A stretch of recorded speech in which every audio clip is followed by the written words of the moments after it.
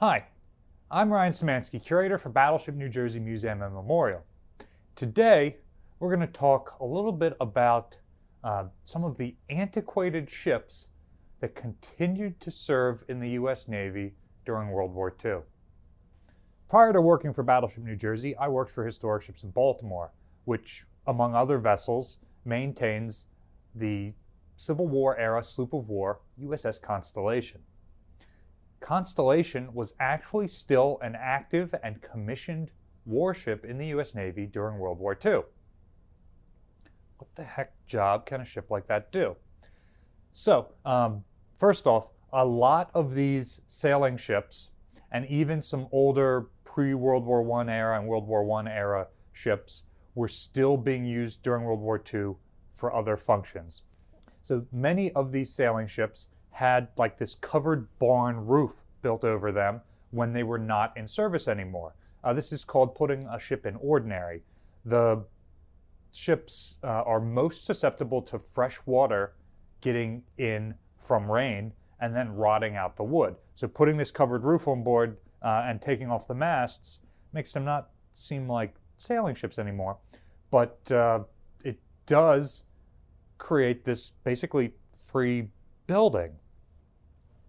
So a number of older sailing ships, really historically significant sailing ships like Constellation, Constitution, Hartford, which was Admiral Farragut's flagship in Mobile Bay, are still around during World War II and are used as receiving ships or barrack ships or any of these things. There's a finite amount of room on all these naval bases, so using older ships as additional building space, especially during World War II when you're expanding your fleet size and the number of people coming through and everything else, is so much easier than expanding the base and acquiring whatever land is around it and whatever, destroying whatever it was being used for. Now, typically, a ship like that wouldn't be in commission. So, for example, the armored cruiser Seattle from about 1900, one of the ships didn't sail with the Great White Fleet, but that time period was being used for this function as well. The cruiser Olympia is still around at this time period. The battleship Oregon and the battleship Kearsarge, two older pre-dreadnoughts, are still around, and they're still being used during World War II. Oregon had been a museum ship, and then she was being cut up to be used as scrap, and her hull was used to store ammunition for a period of time. Kearsarge was also cut down to nothing and had a giant crane installed on board. So now we've talked about why the Navy retains a lot of these ships around and continues to use them after they're no longer able to be used. Either they're obsolete like Constellation, or the Washington Naval Treaty has forced them to no longer be used as a warship like Seattle or Kearsarge, or they're both.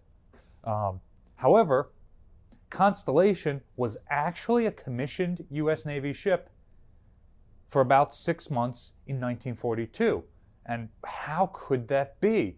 The ship had not sailed since 1893 and would not sail under her own power again.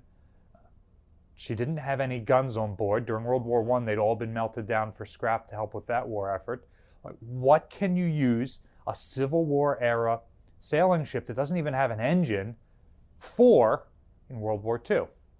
This is one of those stories that's stranger than any truth. We're all familiar with Admiral Chester Nimitz and his command of the Pacific Fleet. His counterpart with the Atlantic Fleet at the beginning of World War II was a man named Admiral Royal E. Ingersoll. Admiral Ingersoll's flagship was normally the heavy cruiser Augusta. Following the Japanese attack on Pearl Harbor and the American entry into World War II, every modern fighting U.S. Navy ship was required to go out and serve, either joining the carrier task forces in the Pacific, trying to hold the line in a post-battleship world, or fighting German U-boats in the Atlantic. And so Admiral Ingersoll is left standing by the pier in Newport, Rhode Island, as his flagship goes out to fight the war. She's going to be under radio silence so that Axis U-boats can't radio direction find where she is. And so she would not make an effective flagship for Ingersoll when she is underway. To effectively command, he has to send and receive a ton of radio transmissions and other correspondence in the course of any normal business week. And his role is more as an administrator as opposed to an actual fleet admiral going out and leading fleets of ships like Admiral Halsey here. So, his fleet base is in Newport, Rhode Island, which Constellation happens to be in Newport because she was being used as a training ship for new enlisted sailors. So, with office space landside at a premium, Admiral Ingersoll decides to turn Constellation into his flagship, which requires her to be put in commission, in full active commission, but she just stays pierside as an office building. She has a bunch of World War II era radio equipment installed so he can send and transmit messages, and she's still pierside so he can still send mail, he can still walk off the ship and get on a train to DC to go talk to his bosses or whatever the case may be. So for about 6 months in 1942, he uses Constellation as his flagship.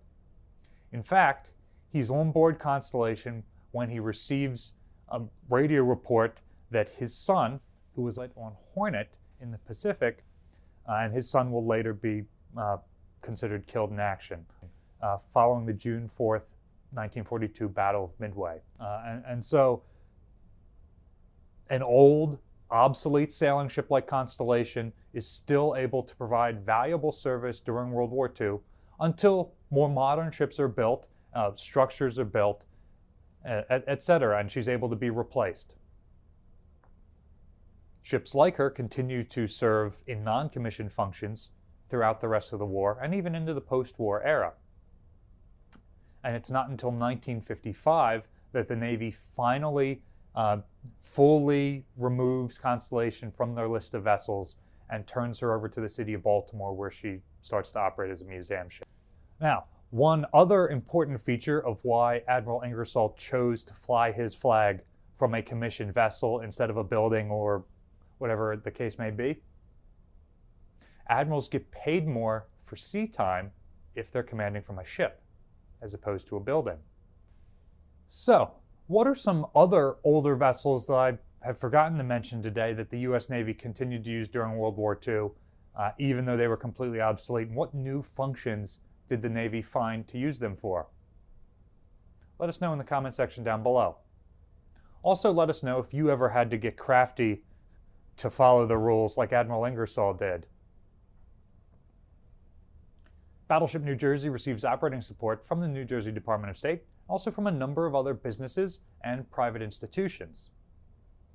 If you would like to support the museum, there's a link in the description below. There's also a link below for historic ships in Baltimore if you'd like to support the restoration of USS Constellation, a fighting ship from the Civil War and World War II. Be sure if you donate to them that you tell them who sent you. You can also support the museum by liking, sharing, and subscribing so more people find out about our channel. Thanks for watching.